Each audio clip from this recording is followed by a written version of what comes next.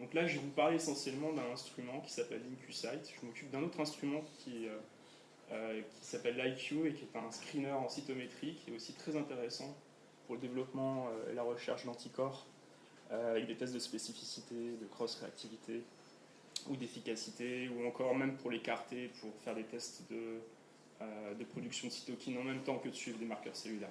Mais là, je vais faire mon focus essentiellement sur LinQSight que vous voyez ici, là, en fait. L'originalité de notre approche, c'est eh bien, en fait, de proposer, de simplifier l'imagerie et l'analyse cellulaire et de le faire directement depuis l'incubateur, puisque LinQSight, l'instrument dont je vous parle, embarque directement dans votre incubateur pour culture cellulaire. Ça permet du coup d'avoir un accès à la dimension temporelle de votre test cellulaire dans un environnement qui est parfaitement contrôlé, en tout cas le meilleur qu'on puisse trouver dans un laboratoire, donc l'incubateur. Et pourquoi ça vous intéresse, vous en particulier, vous étudiants? Je pense qu'en général, quand on arrive dans un laboratoire, on se fait remettre un nouveau projet qui débute, qui est balbutiant. Quand on fait de la recherche, on est amené à explorer des choses nouvelles, quoi, donc qui amènent en général à tester des nouvelles conditions, des nouvelles molécules, mais pas que des molécules. On l'a vu aussi éventuellement des cellules modifiées.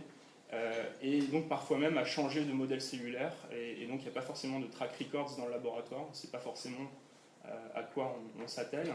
Et avoir une dimension temporelle, en fait, avoir accès à la dimension temporelle de l'évolution des phénotypes cellulaires, ça s'avère évidemment critique. La plupart des technologies employées en laboratoire et plus communément employées jusqu'à maintenant sont essentiellement des technologies d'imagerie enfin, essentiellement des technologies de mesure point final. Et donc nous, on apporte cette dimension temporelle avec les évolutions des phénotypes qui sont parfois évidemment dramatiques. Donc vous le voyez là derrière moi, on s'attelle à poser des questions essentiellement fonctionnelles en fait, sur ces cellules. Mais bon sang, comment elles prolifèrent, mais bon sang, quand est-ce qu'elles meurent, et quelle est la courbe de l'évolution de ces phénotypes. Au passage, l'évolution d'un phénotype dans le temps devient en soi un phénotype d'intérêt aussi, parce qu'il va vous informer sur votre modèle biologique. Et donc vous le voyez, on a évidemment des approches aussi très intéressantes pour le développement de CAR T-cells, de NK cells, killing. On a des approches aussi pour suivre l'agressivité de tumeurs en culture. Et donc juste pour vous montrer un peu plus avant en fait comment on s'y prend en fait, eh bien on propose de faire ça en parallèle avec jusqu'à 6 microplaques en fait, et c'est notre bloc optique en fait qui se déplace sous les cultures de cellules. C'est paraît peut-être un détail, mais en fait c'est quand même essentiel parce que ça permet de ne pas perturber en fait les cultures cellulaires, de travailler notamment avec des cellules non adhérentes aussi bien qu'avec des cellules adhérentes, avec des modèles 2D comme des modèles 3D qui sont de plus en plus recherchés pour les nouvelles approches. Et on fait ça, donc je vous l'ai dit, directement depuis l'incubateur. Donc juste une petite vidéo pour vous montrer comment ça se présente. On ouvre l'incubateur, on a accès à ces cultures cellulaires. On dépose ces supports de culture. Vous voyez au passage qu'on ne met pas que des microplaques.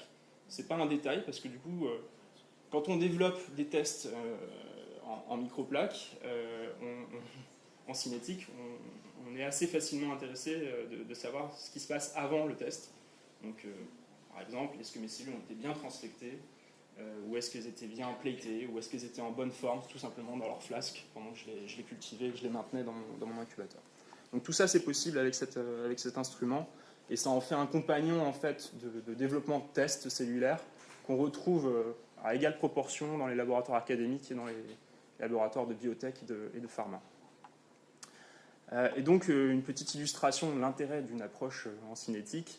Là, je vous montre quel serait le résultat en fait, sur une réponse cellulaire en fait, d'un composé à différentes concentrations. Si j'avais fait qu'une seule mesure en point final ici, versus T0,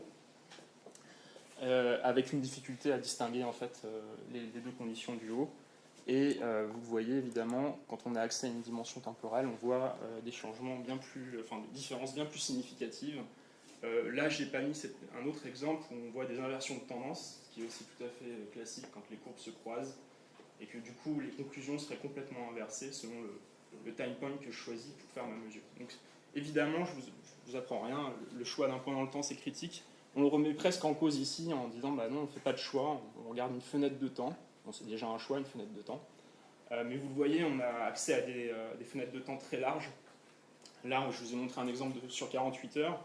Mais techniquement, virtuellement, il n'y a pas de limite en fait, sur la fenêtre de temps sur laquelle on peut imager et analyser ces phénotypes cellulaires. Donc là, je vous montre très brièvement, succinctement, le schéma de l'appareil. Donc vous le voyez, il est ici dans l'incubateur. Là, c'est une partie essentielle qui est le contrôleur qui recueille la partie informatique. Et c'est essentiel parce que ça le distribue sur le réseau local en fait. Donc en fait, on peut accéder à distance, sans ouvrir l'incubateur, sans même se déplacer dans le laboratoire, à l'évolution de son test cellulaire. Alors là, c'est d'autant plus critique si vous travaillez dans un P2, voire un P3, voire même encore au-dessus, parce que du coup, ça vous permet de même pas avoir à rentrer dans le laboratoire pour voir où en est la manip et prendre des décisions sur go, no go, est-ce que je continue, est-ce que j'arrête ma manip. Donc vous le voyez aussi là, on fait du contraste de phase, vous l'avez vu dans les images que je vous ai montrées, mais aussi de la fluorescence, donc du coup, ça permet d'enrichir un petit peu les questions qu'on pose pour mon développement de test, voire même mener le test en soi. Certaines personnes font même du screen avec ça, puisqu'on peut mettre jusqu'à 6 microplaques, et même mettre des plaques 384, donc on peut y aller question nombre de conditions.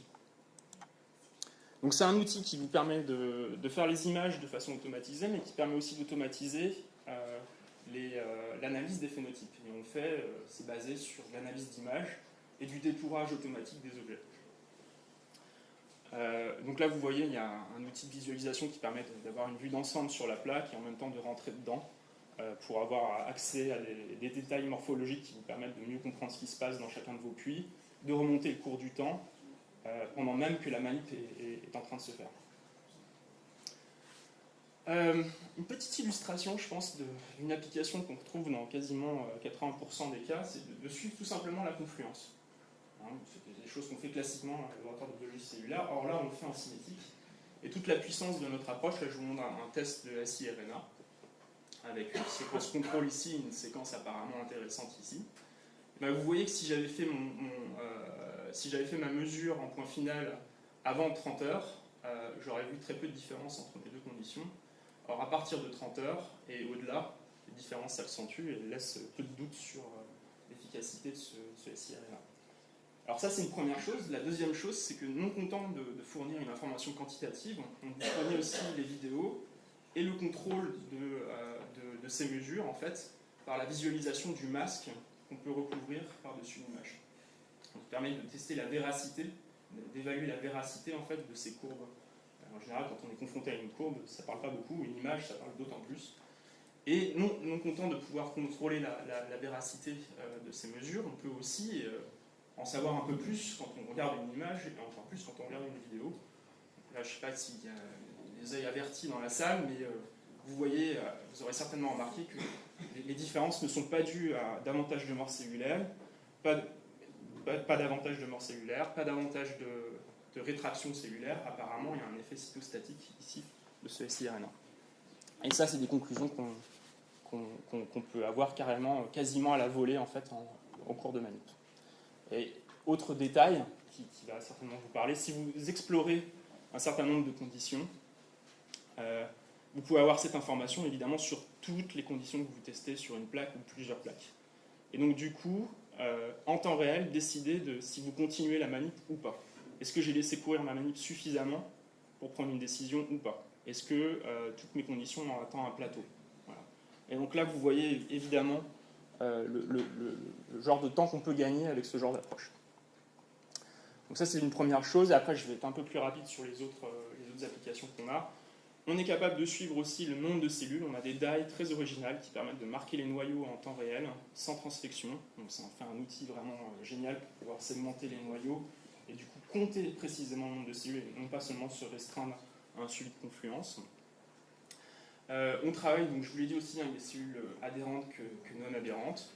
On a des stratégies évidemment, on propose des stratégies pour aider les cellules adhérentes à rester sur le fond de la boîte, ça peut être utile quand on a ce genre de phénomène, avec les cellules non adhérentes qui se retrouvent assez facilement sur le bord des puits en plaque 96. Mais on peut aussi travailler justement en puits entier pour tout récupérer. Très rapidement aussi, juste avec de l'analyse d'image, on est capable de faire des tests fonctionnels intéressants en immuno, à savoir par exemple le clustering ou la prolifération de PBMC activés. Donc là, il y a un exemple avec des PBMC activés anti-CD3 et L2, donc forcément ils sont activés. Et donc là, vous voyez qu'on peut suivre efficacement sans marquage. C'est un signal post-hoc, là que vous voyez en bleu, sans marquage du coup la clusterisation de ces cellules. On a des solutions originales pour suivre aussi la phagocytose. Donc là, vous voyez des macrophages qui sont en train d'internaliser des particules inertes qui deviennent fluorescentes dans un environnement acide. On a développé évidemment aussi des stratégies très intéressantes pour la mise au point d'assais de T-cell killing ou de NK cell killing, puisque justement on a accès à une dimension temporelle. Là, on va pouvoir tester les ratios de cellules T, cellules cibles qui vont être les plus efficaces, les conditions aussi micro-environnementales, l'ajout de différentes lignées cellulaires, de différents types cellulaires en plus dans la manip. On va pouvoir donc tester l'efficacité d'écart en mesurant juste la mort cellulaire des cibles et non pas la mort cellulaire des cellules T. On va pouvoir tester aussi des tests de contact. Vous voyez là en jaune, ce que vous voyez en fait, c'est les cellules T qui sont juste au-dessus de leur cible. En même temps que de suivre évidemment aussi la disparition du signal vert qui est représentatif des cellules cibles. Ces approches-là, je vous ai montré un exemple en 2D, on peut aussi les appliquer en 3D. Donc là, je vous montre un exemple de sphéroïde 3D qui est attaqué par des PBMC activés, donc une espèce d'explosion thermonucléaire sur... il ne vaudrait mieux pas faire ça dans le corps d'un être humain, évidemment. Là, je vous montre un exemple vraiment très original, je pense qu'il va pas mal parler aux personnes qui travaillent avec des anticorps thérapeutiques. Un des enjeux pour les anticorps thérapeutiques, c'est de s'assurer, quand la cible choisie est une cible intracellulaire, de s'assurer que l'anticorps est capable de rentrer dans la cellule. Donc c'est critique de pouvoir faire des tests d'internalisation efficaces, et c'est ce qu'on propose notamment avec certaines de nos approches. On a différents paradigmes pour tester ça. Donc on a des stratégies de marquage de ces anticorps qui sont conditionnelles. La fluorescence ne va s'allumer que quand l'anticorps est internalisé dans la cellule, avec une différence de pH. On a des stratégies d'immunocytochimie live aussi. Donc là, ça va nous permettre de suivre l'apparition d'une sous-population d'intérêt en cours de culture, et donc de pouvoir se restreindre en fait, ces mesures à un certain type de population qui apparaît au cours du temps, à savoir, je veux savoir la mort cellulaire, mais que de mes cellules qui sont différenciées.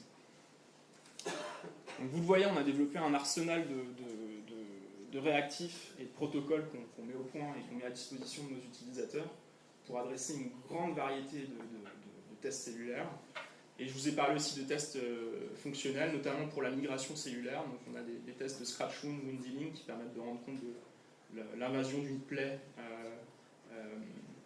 réalisée sur une culture de cellules denses, ou alors le chimiotactisme live, cette fois-ci. Donc ça permet de s'assurer qu'on a bien à faire de la migration cellulaire et non pas de la mort cellulaire ou de la prolifération, et de pouvoir le contrôler qualitativement au cours du temps. Voilà, donc on a une grande diversité de tests cellulaires. Je ne vous ai pas tout montré, j'ai essayé de faire une petite sélection plutôt immuno-onco-immuno.